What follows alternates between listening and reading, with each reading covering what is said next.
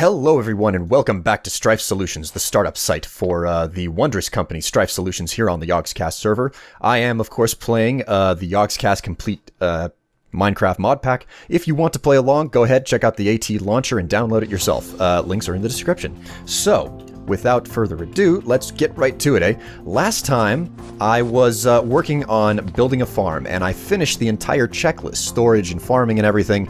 I got all of this stuff built, but it all served the purpose of actually building a farm, which I didn't actually do. So that is the agenda. That's what's on the agenda today. So the farm fields are going to go over here, and obviously if I want to put that down, I need these trees out of the way. So I'm going to go ahead and take my lumber axe and just take these things out of the way. Okay, all said and done, I have done all of the foresting, and things are ready to go. Now, I want the farmland to start 2 blocks in from this stone wall, so this is where I want the edge of the farm field to go. And if any of you who, have proper understanding of vanilla Minecraft rules, because, well, I'm going to say it straight. If you don't know vanilla Minecraft, learn it. Please learn it, because it doesn't matter what version of modded Minecraft that you play. Anything that applies to vanilla Minecraft changes can make it applies to modded Minecraft, okay? So if you think, oh, vanilla shit, you know what? You're an idiot, because vanilla affects your modded Minecraft playthrough. I mean, for God's sake, Lewis of all people, thinks that water will hydrate 5 blocks out. For God's sake! Didn't watch my video series, did you, Lewis? Huh? Yeah, I'm looking at you, Lewis. I'm looking at you. Because I know that you watch my videos every once in a while. Yeah. Didn't learn nothing about vanilla, did you? Yeah. Anyways, water hydrates 4 blocks out whenever you build a farm. So I need this farm to be a 9x9 area, and I want it to start right here at this corner. So I'm just going to go ahead and mark it with a torch. 1, 2, 3, 4. Okay. This is where the hydration block is going to go. Now, I'm going to need to build a power line that will go in. Oh, jeez. This Paxel mine's so fast. Okay. I'm gonna need to build a power line that leads up to the planter, which is gonna go right here. There we go, planter. Now this planter is going to replant the crops whenever they reach maturity. And this harvester, once I place it down, is going to harvest the crops once they reach maturity. And let's see here. I should be able to hook right into the power line that I have inside the house if I dig down right here.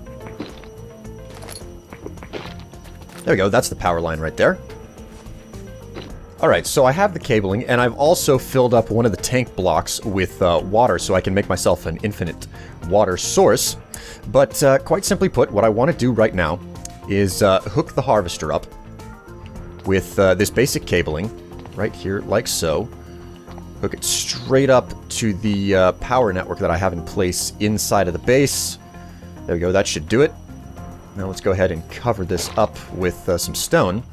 Now, like I said, and what the heck was that? I kept moving left. Anyway, now like I said, the water is going to sit right here, and it's going to hydrate 4 blocks out, so 1, 2, 3, 4. That means that this, right here, is where the harvester needs to go. So, actually what I should do is remove that stone and put the harvester down right here. Put a bit of cabling on.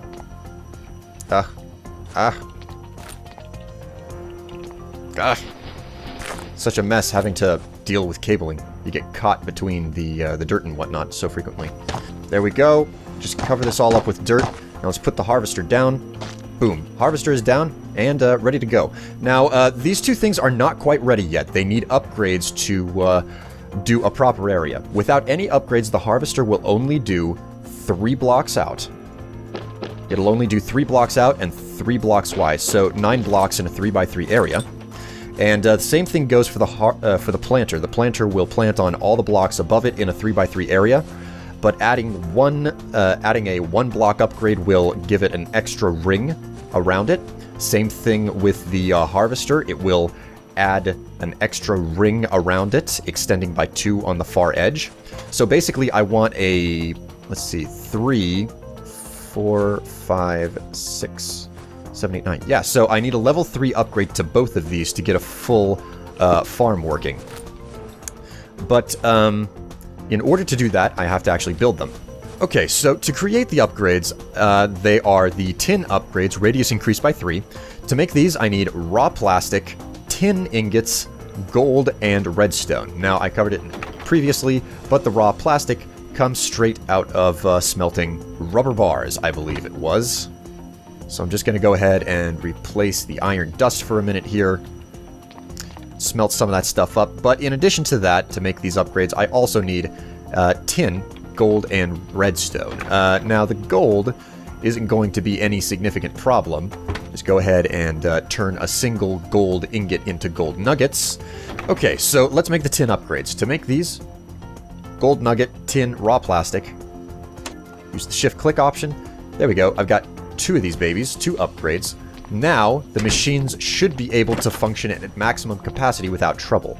Go ahead and pop that in there. And pop this in here.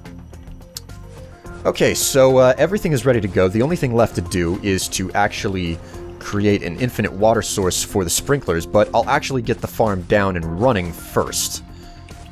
Ah, great, it's raining. Anyways, I've turned the sound down for the most part. Hopefully a creeper doesn't get the better of me and take me off guard. But now that this is done, the harvester and the planter are both in place. The next step is to actually grab the seeds to start the farm moving. So, what sort of seeds do I want to plant? Well, to start off with, I really want these essence seeds, because this is the Magical Crops mod gives you an opportunity. It gives you a method by which you can grow things like ender pearls and diamonds and coal and iron, which is really, really cool. And I'm probably going to want some other stuff along here as well. Let's make a couple of strawberries. Let's make some sweet corn. Let's make some raspberries as well. And some grapes. Grapes are good as well. And let's also take some barley along with us for the ride. So, this is where things are going to start getting a little bit on the complicated side. Not really complicated, but you get the idea. So, first of all, I want this fertilized dirt surrounding the initial layer right here. The fertilized dirt does not actually need to be hydrated. That's the one great thing about fertilized dirt. You don't need water around it. Okay, there we go. Fertilized dirt is down. Now, I'm going to do this for the most part in a manual fashion, but the way that the planter works is that it divides the crop into like a tic-tac-toe pattern, this 9-block area. Just keep checking around myself in case creepers show up, because none of this stuff was easy to get my hands on. So with these essence seeds, I want the center to be essence seeds, and I'm going to place the rest of them in there. And it, for some reason, planted them in the completely wrong area. I'm going to go ahead and take these up and plant them right there. Okay, 1, 2, 3, and 4. Okay, there we go. Essence seeds are down. Next up is to plant the barley in the left side of the field. I'm going to plant the strawberries in that side, sweet corn there, raspberry at the top, and grapes at the bottom. And I'm just going to chuck these in here, like so. And hopefully it will do the job, start planting up all of these seeds in the proper regions of the farm. Well, I do want to make a point that not all of the magical crops seem to work with this mod. So, you know, don't get your hopes up. Don't be planning on it working across the board and on everything. Okay, so I've got myself some extra seeds. For the final remaining sections of this farm, I'm just going to fill it in with some good old classic seeds in the final regions. Let's go ahead and put those in there. And this should do the job of harvesting everything up and putting it back down. What's more, though, is that I also need to put a chest behind one of these, behind the harvester, for it to deposit its collected materials into. Bessie, get off of my farm field. Okay, ooh, we got a creeper. Ugh, got him. Oh, whew, that was a close one. Okay, ooh, hey, my friend Dave seems to have left the game. That means that I can hop downstairs and try to sleep and hopefully get rid of this rain. Okay, hey, rain seems to be gone, and the farm seems to be refusing to use a lot of the features. Strange, indeed strange, but I will manage somehow.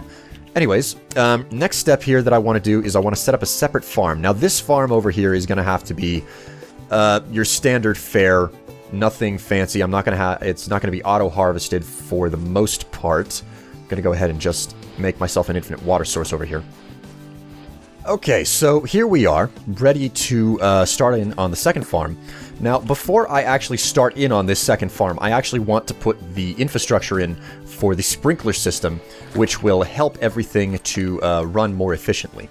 So, with the sprinkler system, what I want to do is be very, very careful. I want to dig these trenches, and I'm going to place these tank blocks flanking the farm fields, because these things hydrate in a 4x4 area. Now, I'm not going to be able to hydrate everything around the tank blocks, unfortunately, because they're going to miss these single strips right here in between, because 1, 2, 3, 4, and this is going to miss out right here. But, you know, if I can get 90% coverage, that's better than 0% coverage. 1, 2, 3, 4, and we'll put the tank block down right there. We'll put the sprinkler on top of it. These things will work once they have water supplied to them.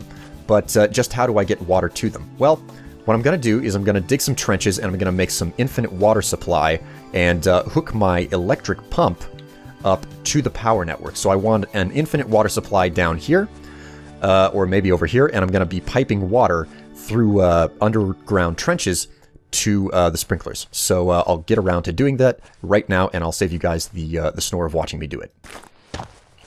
Okay, guys, so I've got the infrastructure in place to get these sprinklers working, and luckily, you know, they just run outright without having you don't have to supply them power or anything. So I've got a bunch of mechanical pipes running around to all of the sprinklers, and in all honesty, I probably did this in the not the most efficient manner, but I'm going to cover up these pipes in a minute. But before I actually do, what I want to do is come down here and finish my infinite water supply right there. Okay, there we go.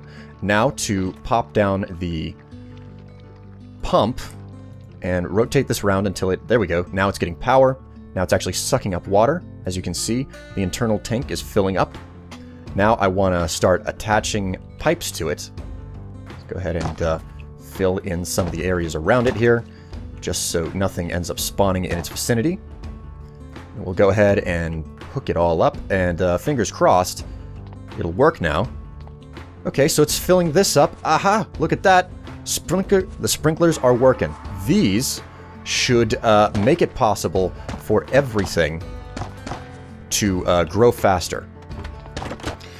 Hoo-wee. Okay, so I passed the night, and it's nice and bright and early outside. So now the next thing that I want to do is actually set... Oh my, that was not supposed to happen. So what I want to do now is I want to clear this field, since I'm...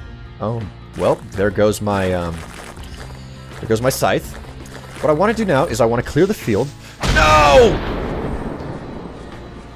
Oh, no! Oh, my God. Did you guys hear that creeper? I didn't hear that creeper at all. Where the hell did he come from?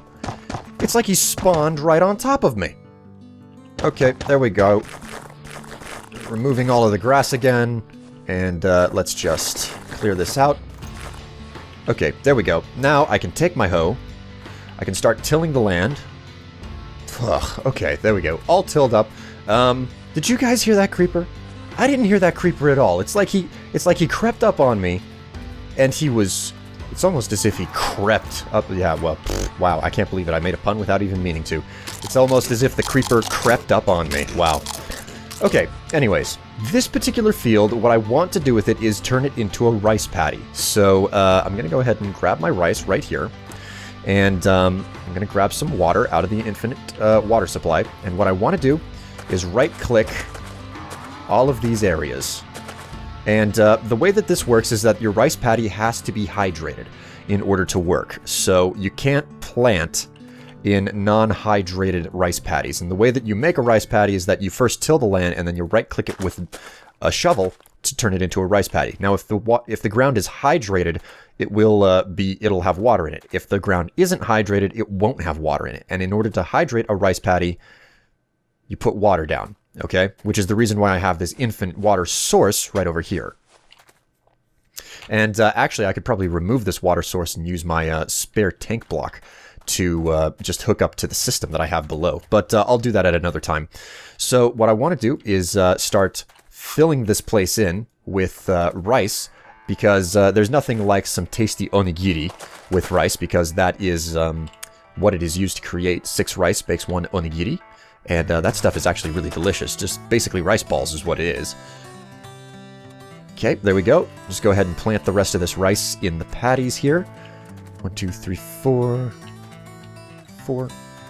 Okay, and then we'll make 3 more right there. We'll plant the rest of this rice. Okay, there we go. Now I can just go ahead and plant the remaining seeds that I have from Magical Crops in the rest of these spaces. Okay, so there we go. I've completely planted the farm in. Unfortunately, I seem to have some distinct problems with the planter over here not wanting to utilize some of the area, and basically it's refusing to plant some of the magical crops, such as sweet corn, which is a little bit disappointing. That's one of the big problems with Minefactory Reloaded. It does not have full compatibility with magical crops. I might be able to talk to our pack admin, Kieran Dave, and see if he can potentially fix that problem for me. But that's pretty much it for me. Until next time, guys, this has been Strife Solutions. I have a full functioning farm out together working. It's being, properly watered. And for that matter, I might need to think about removing the grass in the area, because these sprinklers are just making weeds sprout up all over the place, which isn't something that I'm a big fan of. And for that matter, I should probably be going about and lighting the farm properly so that, nothing is too dark. But anyways, everything seems to be in place for now. I am, of course, William Strife of Strife Solutions, and I hope you guys enjoyed. I hope you guys learned some stuff. Strife Solutions is on the uptick. God knows what I'm going to be doing next. Probably having something to do with more efficient ore gathering and processing. Because, well, things are growing. They're growing fast. But until next time, I'll see you guys later. Bye!